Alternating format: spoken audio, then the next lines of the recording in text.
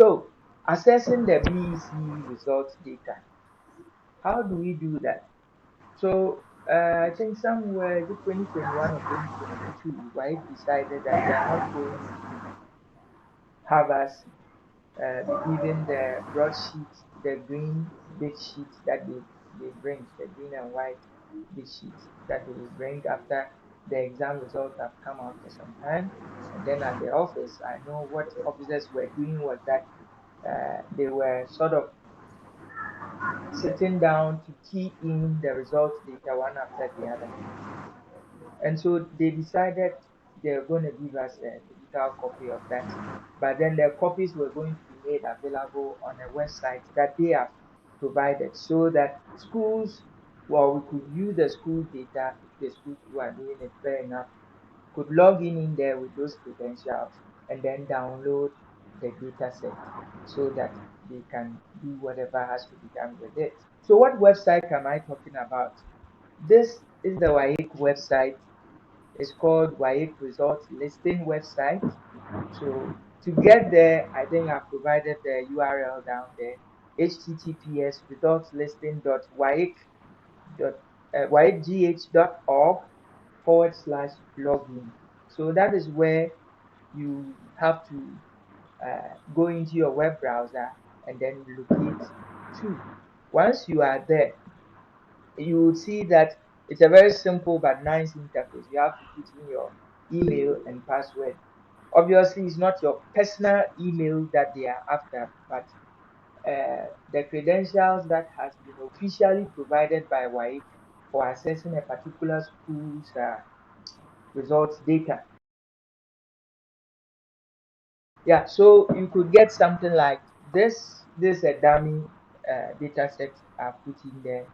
If you try to enter it in the WAEC website, obviously it will not work. So if you were able to get the file, usually they send it through the official emails of the various offices, the ones that you made available to them.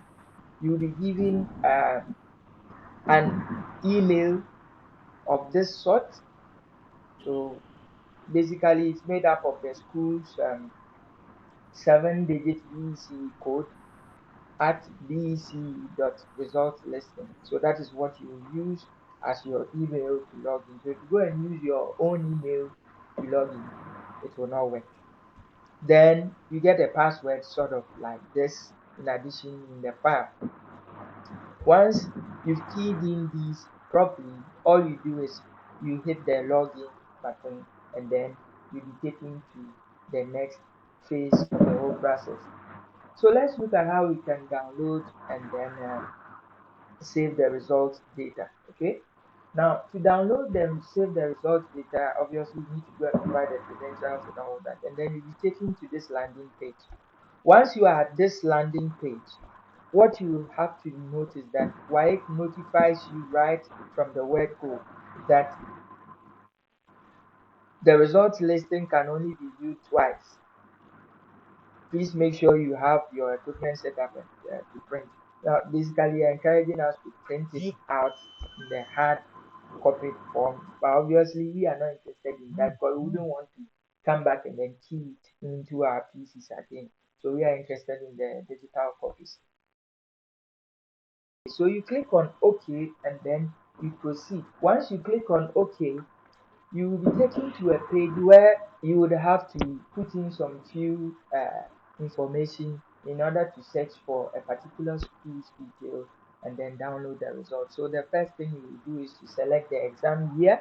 Once you've selected the exam year, so assuming you are doing for 2025, you go in there, click on select exam year, and then you select 2025. After that, you would have to indicate the exam type that you are downloading the results data for. And in this case, it is the BECE you are after, not the WASI. Okay. Then you will also be taken to a section where you have to key in the school's BECE codes. So there are three basic things: the exam year, the exam type, and then the school's BECE code.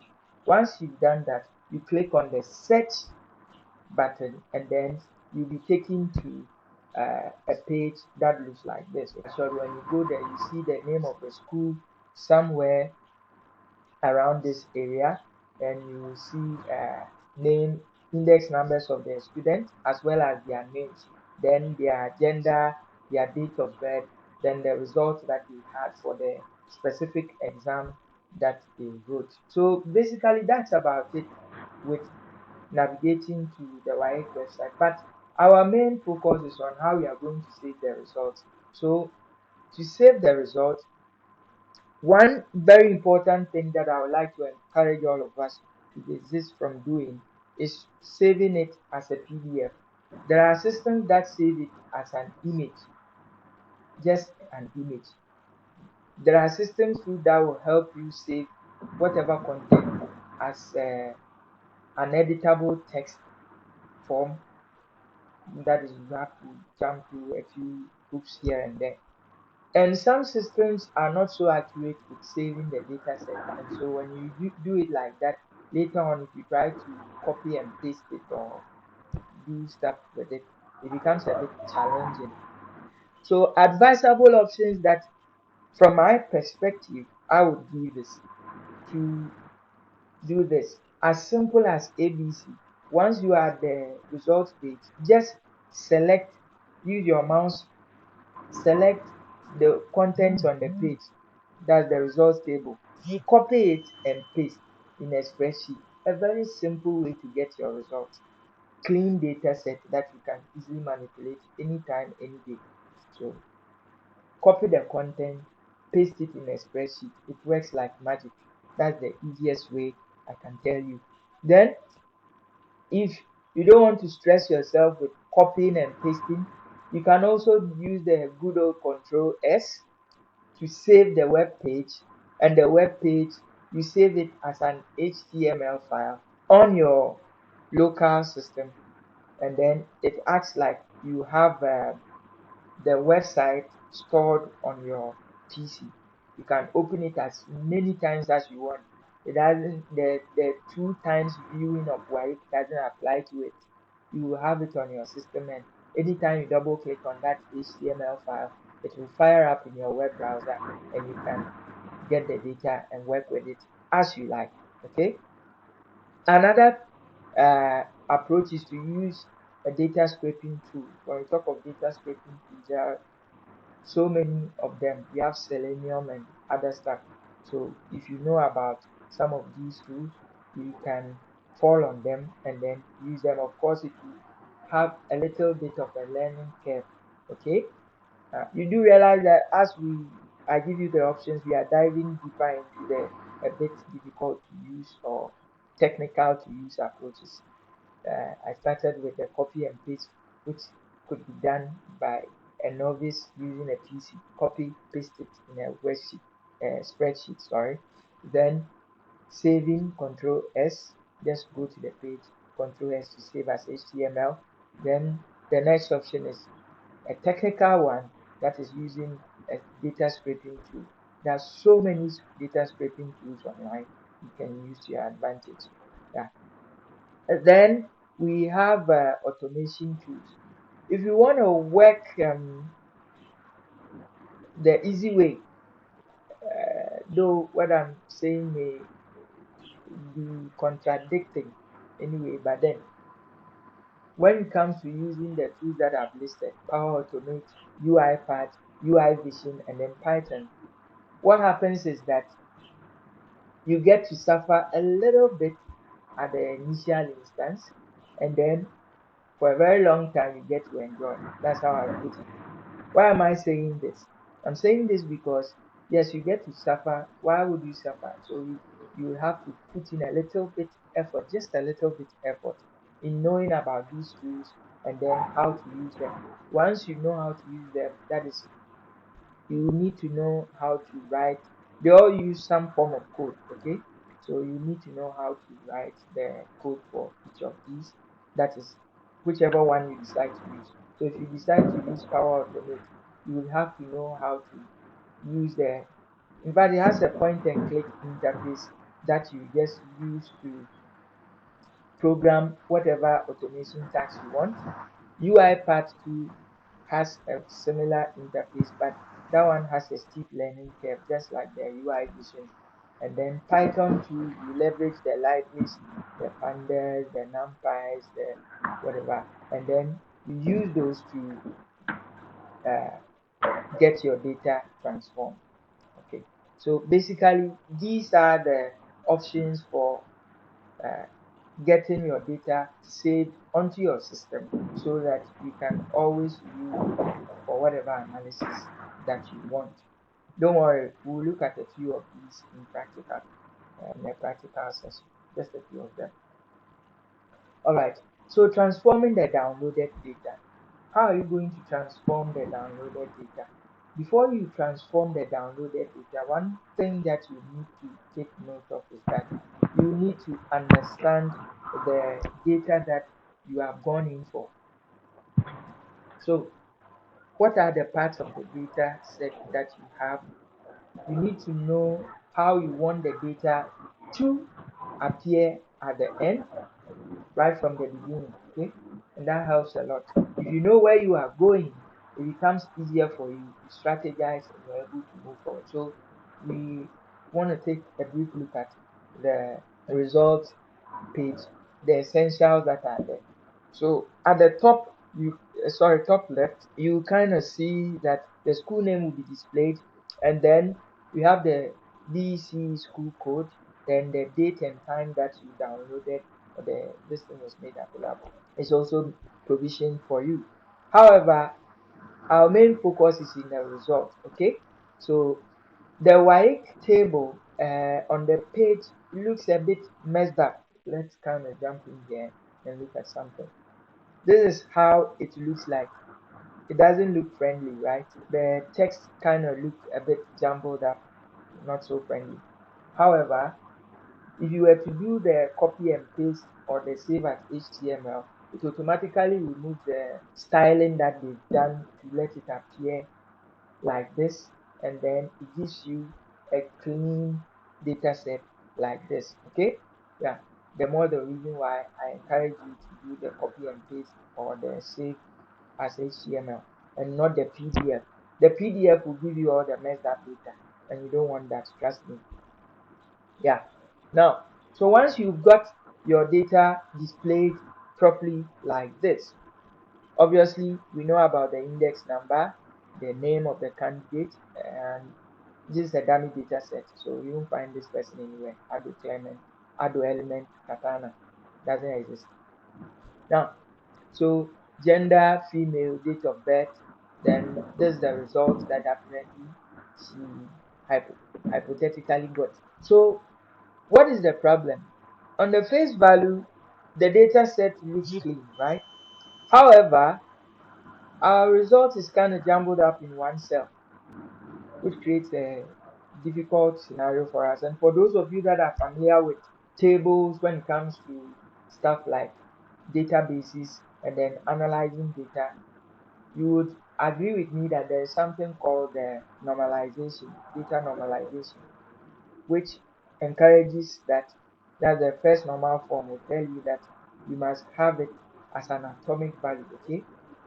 An atomic value means we cannot divide it further.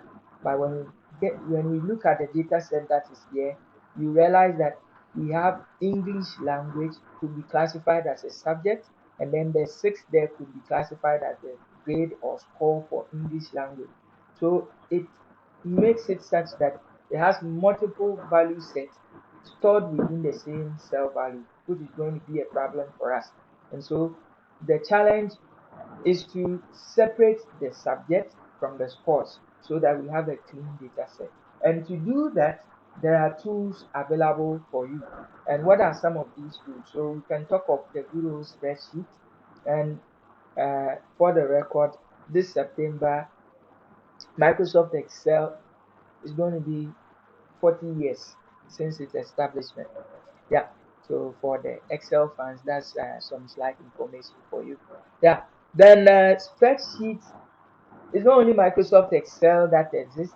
Forgive me, I'm a bit biased because I'm into the Microsoft space. But then there is also Google Sheets, which is one of the nice tools that are freely available for us to use. Microsoft Excel, yes, It is free to some extent, but then if you really want to enjoy the full capacity of it, you have to pay. But when it comes to Google Sheets, it is largely free. The premium side is there, but largely it's free. I know today a whole lot of people are having an email account that ends with at gmail.com. Immediately you are having that, know that you have access to the Google solutions, such as the Google Sheet, Google Docs, Slides, and so many other solutions that are freely available for people to use. So you can use Microsoft Excel, you can use Google Sheets. What other tool can we talk of? My favorite, Power Query. You can use Power Query to get the data and transform the data using its M language. Or if you are not good with the M language, it has a point and click interface. No worries, you can go with that. Then in there, I would like to point out that Power Query exists in Microsoft Excel as well as another tool provided by Microsoft called Power BI. So if you want to use the Power BI interface, I think you realize that it's not so different from the Power Query that exists within the Microsoft Excel, except that Power Query has some other benefits. Okay, so you get to visualize the data in there, you get to write DAX code, you get to do relationships in there and all that. It's very nice to use. Then there is also AI. In fact, I can't leave this one out in this day and age. AI exists for you to transform your data so easily. And in fact, on the list I am giving you, that is the easiest to use and possibly the fastest if you know how to use it properly. If you don't know how to use it too, trust me, you're going to get messed up data, and then whatever results or insights you churn out will be questionable. So let's take note of that. That's its advantages. It also has its disadvantages. Sometimes you are trying to access something and gives you something else. So if you don't take care in your attempt to have it transform your data, it will put different figures where it's not supposed to put it. So you need to use the right AI tool for this task. And we'll look at a few of the ones that I have tested myself, and I think to some extent will be okay to use for the task. There is also another tool called Tableau. For those of you that are familiar with that, it works just like Looker Studio or Power BI, and so you can use that to transform your data and visualize as well, though it has a sort of learning curve. Then you can also fall on the use of Python code in order to transform the data. Then some people too prefer to use SQL. SQL, that's the structured query language, and then they use that to transform the data. Good. So these are the tools that this is not the list is not should I say absolute. There may be other tools that exist that could be used or leveraged for the same task.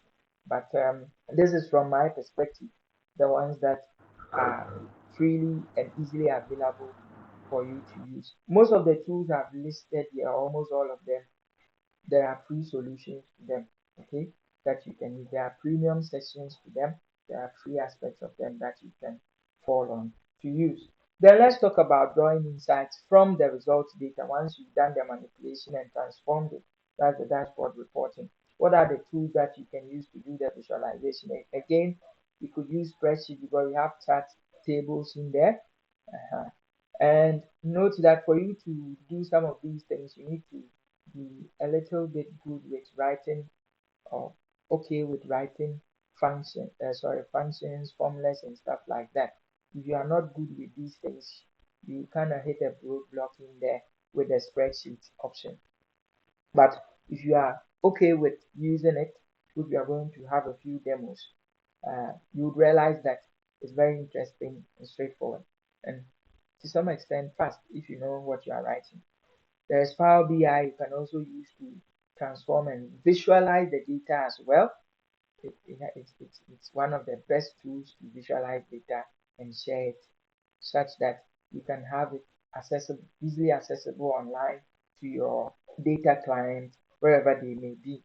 Then there's Google Looker Studio, which is also a tool that is provided by Google and very free to use. Okay, though it has its premium side, but largely most of the things that you do, especially with reporting BECE data, you wouldn't have to pay anything because uh, most of the things you use or need to work with will be freely available for you to use. Then, of course, there is also the use of AI.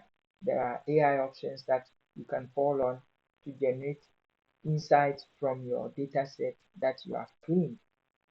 Then again, Tableau is there, Python is there, and some people too may choose to use Microsoft Access to report the data set. Okay, so my good people, basically, this is a quick overview of the whole process, how it's going to be like. Okay,